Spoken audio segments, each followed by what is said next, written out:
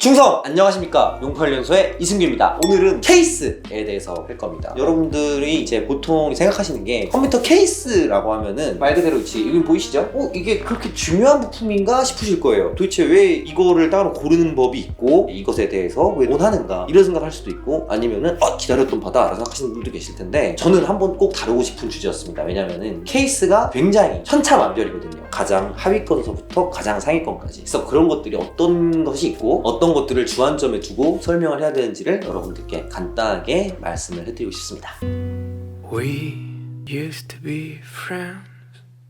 엔진같이 움직이는 부품들 있잖아요. 근데 컴퓨터 케이스는 굉장히 정적인 부품이에요. 그렇기 때문에 고려할 요소가 그렇게까지 많진 않아요. 고려할 요소가 뭐가 있냐? 바로 두께랑 재질 정도. 왜냐하면은 거의 다 금속으로 만들죠. 그러니까 결국에는 케이스라는 게 다른 게 요구되는 게 아니지 않습니까? 얼마나 튼튼한가, 얼마나 내 부품을 잘 고정시켜주는가, 얼마나 확장성이 뛰어난가, 이런 것들이잖아요. 근데 확장성 같은 거는 당연히 스펙표에 표기가 돼 있는데, 스펙표에 표기가 돼 있지 않으면서 가장 컴퓨터 케이스의 가격을 좌지우지하는 게 뭐다? 바로 재질과 두께, 즉 무게와 비례하는 겁니다. 그만큼 크고 무겁고 두꺼운 게 좋은 겁니다. 이렇게 말을 하면은 사람들이 굉장히 의외라고 생각하시는 분들이 계십니다. 그러면 자그마한 케이스를 추구하거나 좋아하시는 분들도 계시지 않습니까? 이렇게 얘기할 수도 있는데, 부피가 작아도 같은 부피 대비는 무게가 무거울수록 좋은 겁니다. 케이스를 분류를 이제 좀 해볼 거예요. 케이스를 분류라고 한다면 이제 보편적으로 컴퓨터 판매 사이트들에서 분류하는 기준을 좀 따르고자 합니다. 어떤 기준을 가지고 있냐면요, 첫 번째 케이스 분류라고 하면은 바로 미들 타워 케이스라는 게 바로 이제 대중적이고 가장 평범한 케이스라고 할 수가 있겠습니다. 미들 타워 케이스 특징이 뭐예요? 풀 ATX 보드와 풀 ATX 파워가 들어갑니다. 여러분, 풀은 제가 일부러 쓴 용어예요. 이런 용어는 없습니다. 그럼 뭐가 맞습니까? ATX 메인보드와 ATX 파워라는 게 더 정확합니다. 그럼 미들 타워 케이스가 어떤 건지 단어를 통해서 간단하게 살펴보는 시간 가져보도록 합시다. 자, 여러분, 이렇게 많이 보입니다. 빅 타워, 미들 타워, 미니 타워, 미니 타워, LP, 미니 ITX, 리틀 벨리 이렇게 나오죠. 미들 타워를 눌러봅시다. 상품 정보 더보기를 누르게 되면 이제 여러 가지 특성들이 나오는데, 일반 ATX 파워는 이렇게 확장 슬롯이 7개고요. MATX는 4개나 3개다 라고 말씀드렸어요. 그리고 파워가 어떻게 들어가나 봅시다. ATX 파워가 들어간다고는 나와 있지가 않네요. 너무 당연해서 안 넣은 겁니다. 이거 뒷부분을 보면 여러분 알겠죠? 당연스럽게 이렇게 아사쿠문하시 밀려있는 듯한 이 형태를 지닌 크기를 보면 여러분들은 안 봐도 당연히 알 수 있습니다. 이건 풀 ATX급 파워가 들어가는군요. 이런 조건을 충족하면은 우리는 미들 타워 케이스라 부르기로 했어요 라는 겁니다. 그 다음에 빅 타워 케이스라는 게 있어요. 빅 타워 케이스, 바로 EATX라는 규격의 메인보드가 들어가는 케이스를 빅 타워라고 부릅니다. 근데 이게 꼭 맞는 건 아니에요. 미들 타워는 모든 쇼핑몰마다 거의 암묵적인 부분이고, ATX 파워가 들어가고 ATX 메인보드가 들어가는 걸 우리는 전부 다 미들 타워로 부르자라고 해가지고 다 협약이 돼 있거든요. 근데 빅 타워는 쇼핑몰별로 약간씩은 분류가 다를 수가 있습니다만, 보통은 이 ATX라고 해서 ATX 보드가 조금 더 큰 게 있어요. 여기 보시게 되면은 일반 ATX 보드에 비해 가지고 딱 요만큼이 더 넓은 거죠. 요만큼을 안정적으로 넣을 수 있는 케이스가 뭐야? 바로 그게 빅타워 케이스입니다. 앱코 스트마스터 Q201 강화유리를 보도록 하겠습니다. 큐브 형태네요. 장착 가능한 메인보드 프로텍터가 ATX가 있고 그 왼쪽에 이 ATX가 나와 있죠. 그래서 이 별로 크지 않은 케이스가 빅타워 케이스로 분류가 되는 겁니다. 그러면은 미니 타워는 뭡니까? 라고 물어보실 분들이 굉장히 많으실 거예요. 미니 타워라는 거는 어떻게 분류를 하냐? ATX가 안 들어가는 케이스라고 보시면 돼요. 4개밖에 칸이 없어서, 혹은 3개라서. 그래서 미니를 살 때는 좀 집중을 해야 됩니다. 이제 메인보드의 확장슬로 보시면 돼요. 이게 하나, 둘, 셋, 4개가 밖에 없어요. 이게 MATX고, 그게 들어가면서 이거는 지금 파워 분류가 ATX로 들어가 있어요. 자, 이런 것들 중에서 또 되게 특이한 게 있어요. 미니 타워 케이스 중에서 파워 규격이 MATX인 케이스를 보여드리고 있습니다.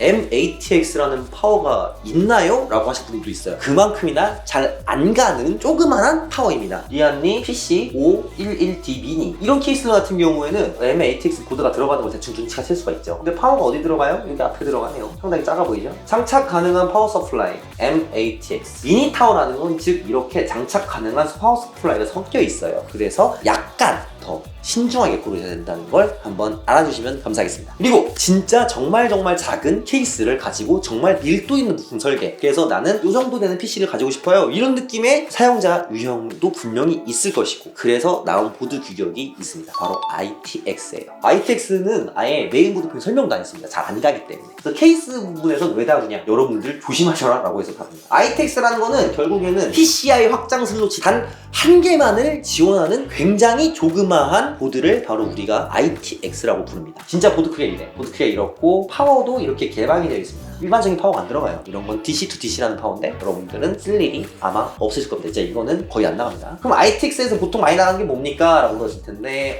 굉장히 유명한 제품 있죠. 꽤 괜찮죠, 생긴 게. 이렇게 생겼습니다. 2년 전, 1년 전부터 유행을 하기 시작한 ITX형 게이밍 본체입니다. 그래서 이 케이스는 사실 새로운 분류로 좀 독립을 할 필요가 있는데 아직은 ITX에 묶여있다고 생각하시면 됩니다. 자, 어떤 특징이 있을까요? 굉장히 큰 그래픽카드 들어가게 이렇게 길쭉하게 설계합니다. 이게 첫 번째 특징이에요. 두 번째, 메인보드가 장착되는 부분이 딱 미니 ITX가 단신이 들어가고 슬롯이 딱 두 개밖에 없어요. 확장성이 극도로 제한됩니다. 그래서 ITX 케이스들은 이런 특징들을 대부분 가지고 있습니다. 그리고 가격이 다른 것보다 좀 고가에 형성되어 있고 거의 한 80%의 유저분들께서는 어지간하면은 가성비를 추구하시고 어지간하면 표준 부품을 추구하시기 때문에 이런 분류가 있다라고 생각하고 그냥 넘어가시면 됩니다. 구독, 좋아요.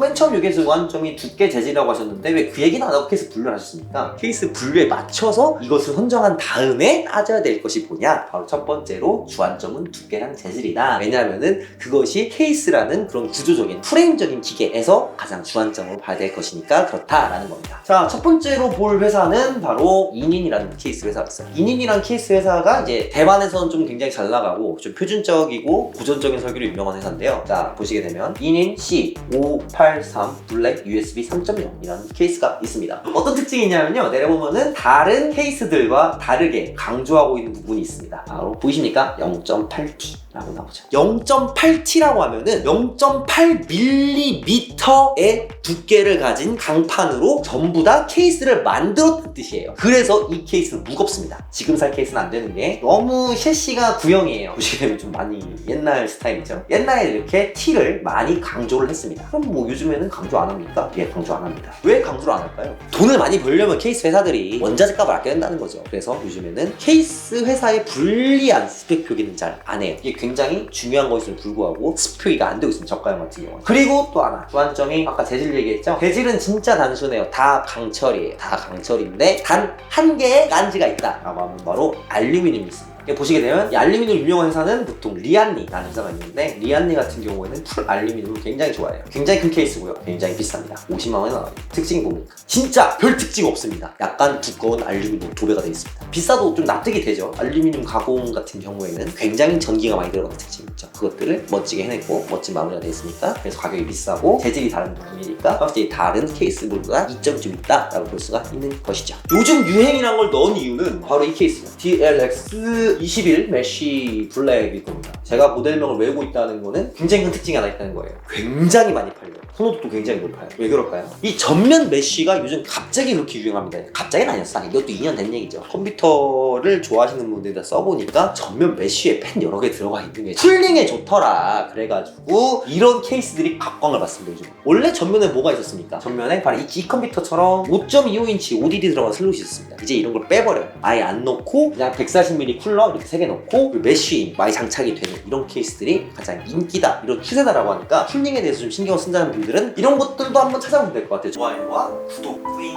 댓글로 궁금하신 점이 있거나 이 부분 설명이 좀 안 됐다, 아니 이 부분 설명이 좀 많이 됐다, 내가 볼 땐 너는 이 부분 다루지 않았어 라고 하시는 부분들은 잘 지적해 주시면 감사하겠습니다. 충격적 소식, 저 부모님한테 유튜브 하는 거 들켰습니다. 8년생 이승기였습니다. 감사드립니다. 충성!